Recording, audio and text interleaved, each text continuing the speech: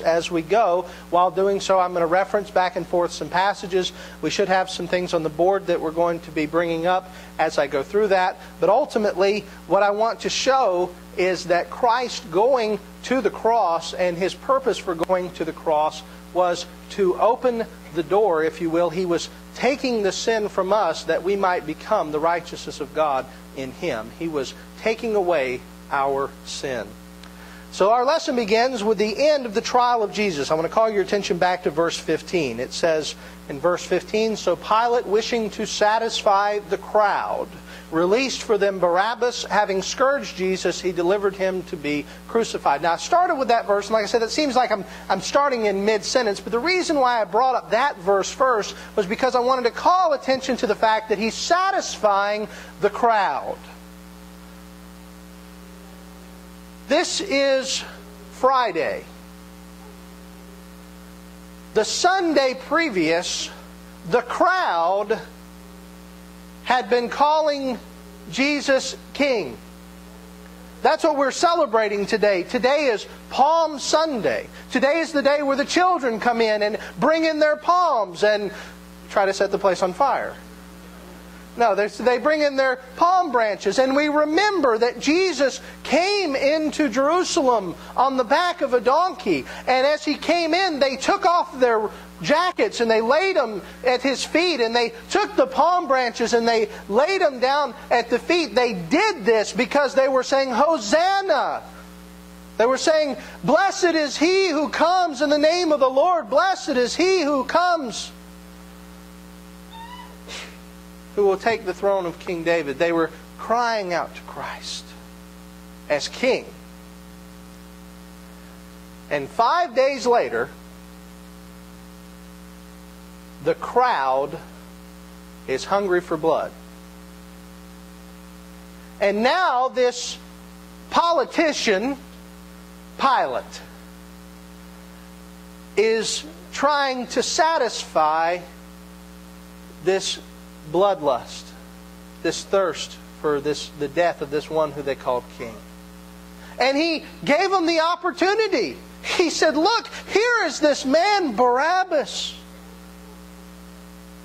He is a known insurrectionist. He is a vile fiend. I give you a choice. We will release to you this man who has done nothing, or this fiend who deserves the cross."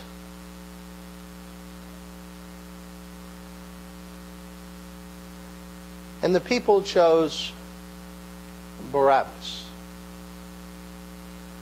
The name Barabbas means, interestingly enough, son of the Father. Bar Abba, son of the Father.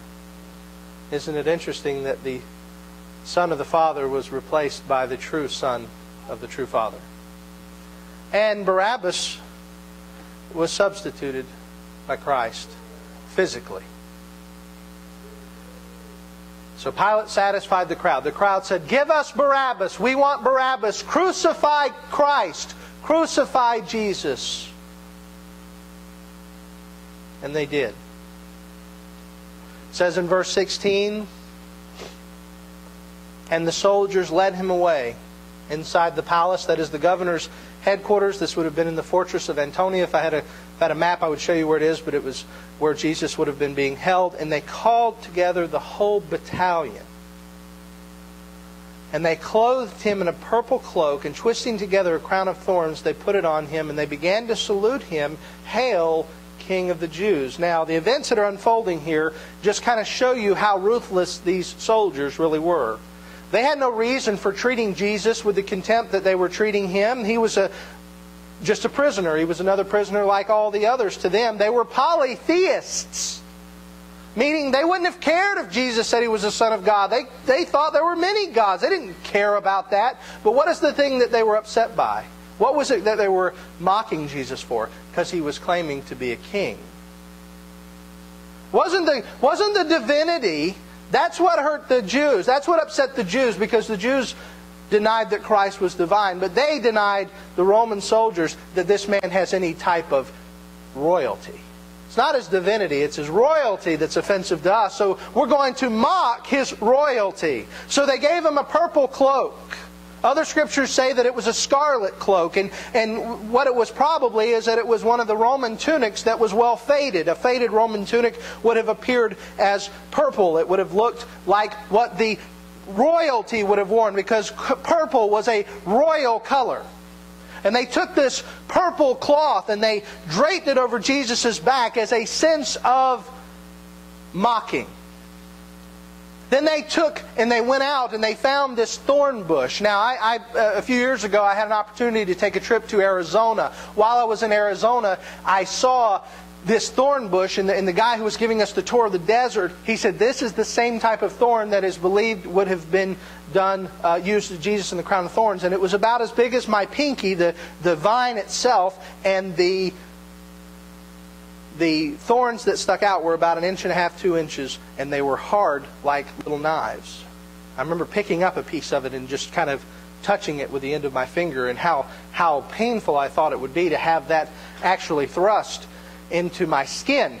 And to imagine this being woven into a crown. And why a crown of thorns? Because Caesar wore a laurel crown.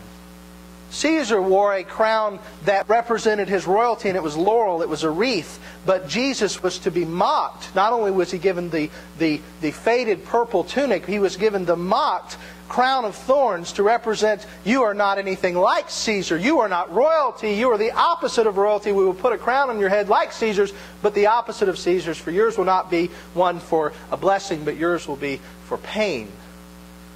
And they put it into His head. Other scriptures, not this particular verse, but other scriptures tell us they also gave Him a scepter to hold. And this was a reference also to Caesar, because Caesar would, on festive occasions, he would hold his scepter to represent his power. So they would give Jesus the scepter, then they would take it back away and they would hit Him with it. And they would taunt Him. And in verse 19 it shows their taunting. In verse 19 it says, and they were striking His head with a reed and spitting on Him. And here's the part that really gets me when I think about it. And they were kneeling down in homage to Him.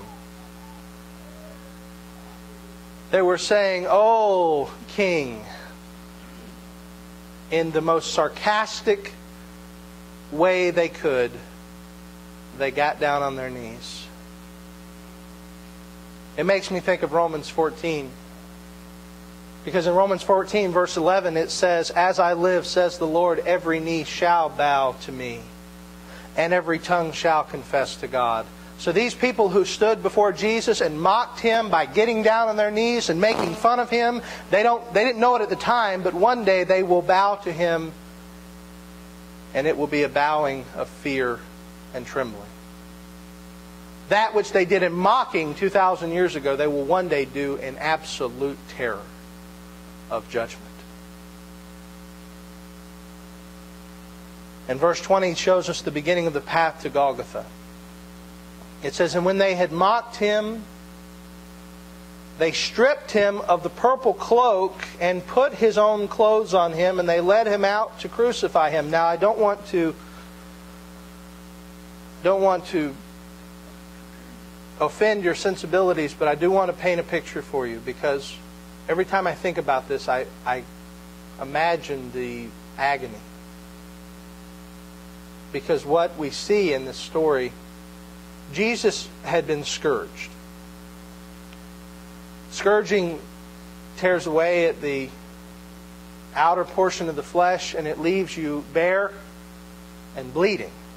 Anyone who saw the film Passion of the Christ saw the brutality of a Roman scourging. And they took this robe after the scourging and put it on His bare back. And anyone who has ever had a wound that you put a piece of cloth on, you know the cloth becomes a makeshift scab, if you will. So now they have beaten Jesus. They've put the crown of thorns upon His head. They've given Him His scepter so that He looks like just a